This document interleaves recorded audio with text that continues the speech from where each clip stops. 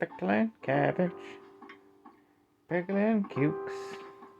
We're gonna be pickling tonight, yeah, pickling. We're gonna be pickling. We're gonna be pickling all through the night. Pickling, pickling, 'cause that's right.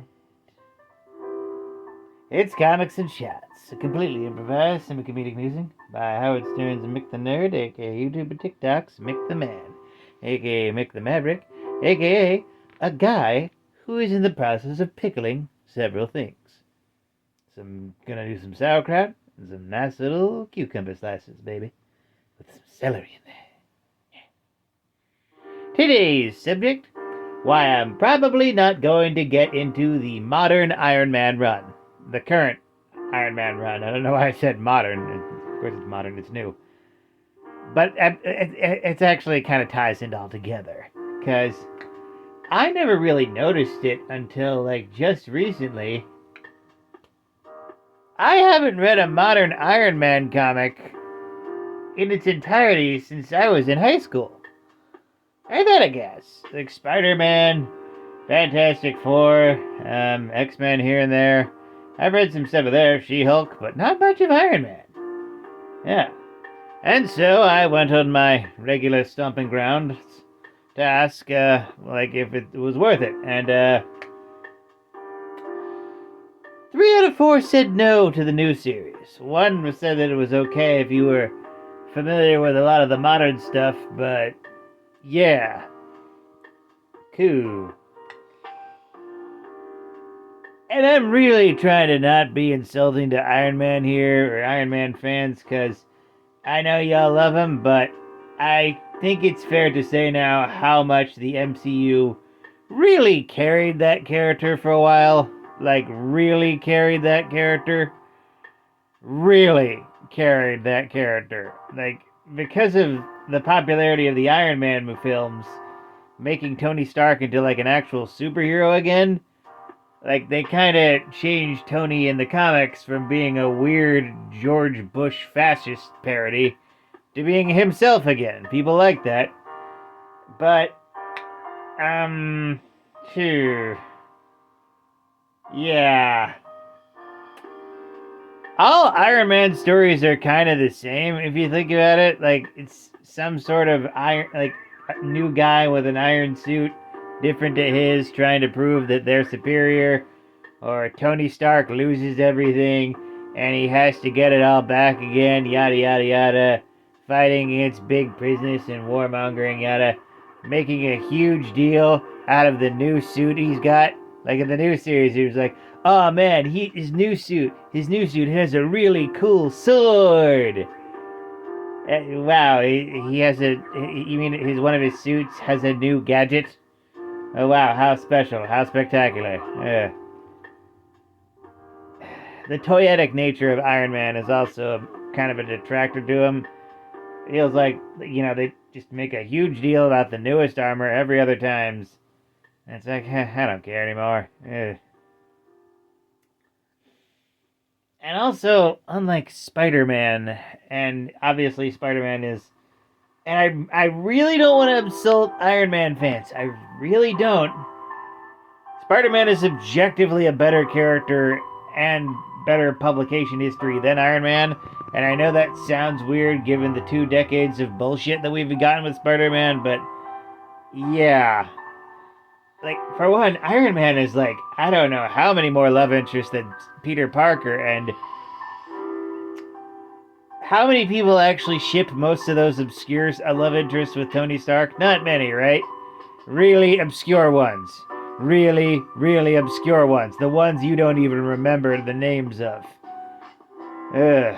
And it's like, but Peter Parker, Gwen Stacy, Mary Jane Watson, Liz Allen, Alicia Hardy.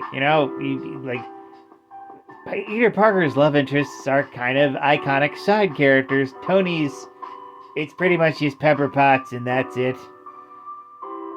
for the most part. Like, I'm sure I say for the most part because I know someone in the comments section of this video, if people actually watch my videos, will be like, "What? No way! A lady for Frumptonshire was a great character in her own right," and she might have been. But I'm not just talking about the literary aspect. I'm talking about the popularity. When you think of like Iron Man famous love interest, most people go to Pepper Potts because she was an actual like supporting side character in the comics from the get-go and made even more popular because of the movies, as well as the Iron Man Adventures animated series, where she dated Happy Hogan like she was supposed to. Seriously, she was supposed to get married to Happy Hogan, and that was a thing. I don't know. Ugh. Not saying I don't love MCU Tony and Pepper, but yeah, it's a whole weird thing. Yeah.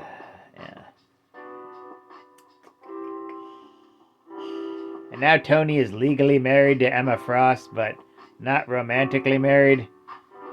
Most random pairing of all time. And they share a nemesis, so that's neat. And that new Fei Long motherfucker with the pink skin and the mutant breath blasts. Yeah. No one likes him. No one likes him at all. I think in universe, I'm not sure as terms of a villain. Do people like him as a villain? I don't know. I do not know. But yeah. Oy. Modern Tony Stark. I'm just not sure about jumping onto that. People online aren't giving that much confidence. It's like, as bad as the new Spider-Man comics are, people are talking about them, you know? People talk about new Spider-Man stuff. People don't really talk about new Iron Man stuff.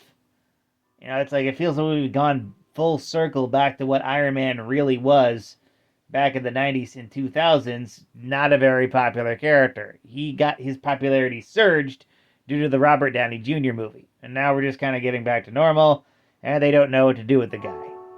He has no set love interest that people can agree on. Like, maybe Janet Van Dyne, but he screwed that up, because of course. Yeah. Yeah, it's a tricky situation. I hope they figure out what to do with this iconic character in the future in a way that works all around. Something new, something clever, some villains that aren't just evil Iron Man, because goddammit, I'm sick of that shit.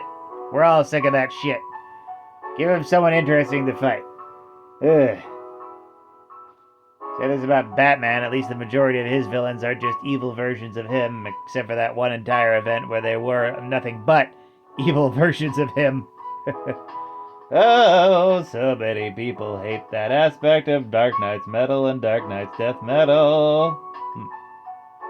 Yeah. But yeah. Iron Man, fixable, but I'm not jumping on to the current run right now. And probably won't even jump onto the next one unless I know it's something actually unique and different, you know? I might read an Ironheart book in the future. She seems like an interesting character. So many of the legacy characters seem much more interesting than their progenitors in Marvel Comics these days. I feel that says something that maybe Marvel should mix it up. Maybe have Tony retire. I don't know. Anyway, I look forward to the change of the character, change of the guard, change of the vibe. Yeah. With that, like, comment, and subscribe. Donate if you're feeling nice. Share it with a bear. And always remember, praise be to the Blood Elk, fear the Stabopotamus, and death to Kronos.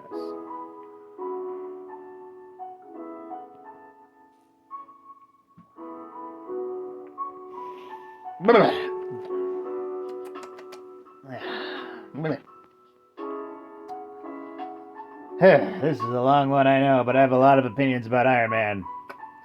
A character I barely read that much of nowadays. Have a night, folks.